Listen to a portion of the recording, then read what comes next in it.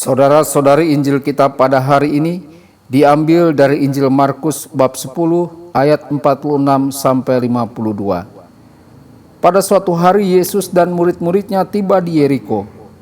Ketika Yesus keluar dari Yeriko bersama murid-muridnya dan orang banyak yang berbondong-bondong, duduklah di pinggir jalan seorang pengemis yang buta bernama Bartimeus, anak Timeus. Ketika didengarnya bahwa yang lewat itu Yesus dari Nazaret, mulailah ia berseru, "Yesus, anak Daud, kasihanilah aku." Banyak orang yang menegurnya supaya ia diam, namun semakin keras ia berseru, "Anak Daud, kasihanilah aku."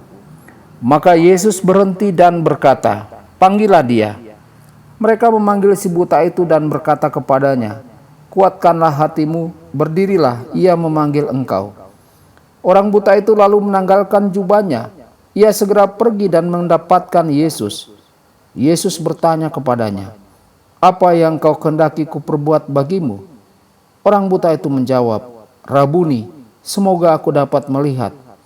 Yesus lalu berkata kepadanya, "Pergilah, imanmu telah menyelamatkan dikau."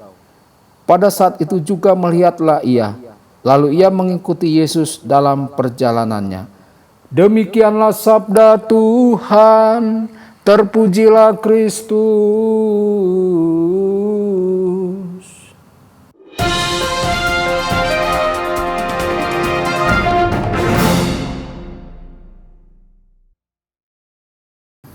Saudara dan saudari terkasih dimanapun Anda berada, jumpa lagi dengan saya Romo Tedens dalam saluran Warta Kabar Sukacita.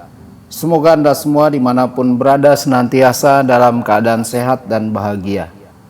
Saudara-saudari, Bartimeus mengajarkan kita tentang kerendahan hati. Ketika Yesus lewat, dia memanggil Yesus dengan tulus, meskipun orang-orang menyuruhnya untuk diam. Di lubuk hatinya yang paling dalam, Bartimeus dengan rendah hati mengakui bahwa dirinya membutuhkan belas kasihan Yesus untuk menyembuhkannya. "Kasihanilah aku," Bartimeus memohon. Saudara-saudari, terkadang kita begitu dibutakan oleh kesombongan kita, sehingga kita tidak dapat merasakan betapa dekatnya Yesus dengan kita. Atau kita dihalangi oleh apa yang menurut kita mungkin dikatakan orang lain. Dibutuhkan kerendahan hati dan keberanian untuk mengakui bahwa kita tidak dapat melakukan apapun sendiri, bahwa kita membutuhkan Yesus. Hanya dengan Yesus segalanya menjadi mungkin. Saudara-saudari, ketika Yesus mendengar Bartimeus memanggilnya, Yesus melakukan hal yang mengejutkannya. Dia tidak berjalan ke arah Bartimeus, sebaliknya, dia meminta Bartimeus untuk datang kepadanya.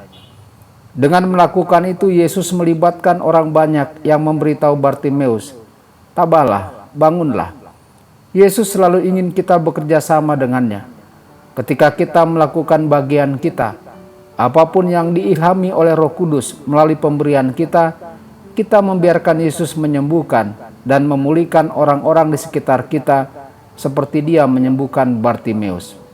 Saudara-saudari, ketika Bartimeus menanggapi panggilan Yesus, dia membuang jubahnya dan mengikutinya. Jubah Bartimeus melambangkan kehidupan lamanya yang dia buang saat dia menuju Yesus.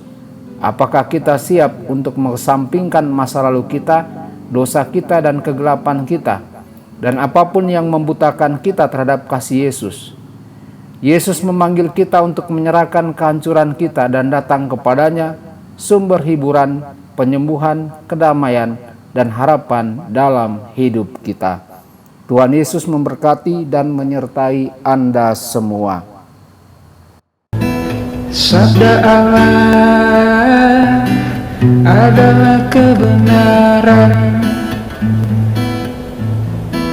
Sabda Allah adalah kehidupan.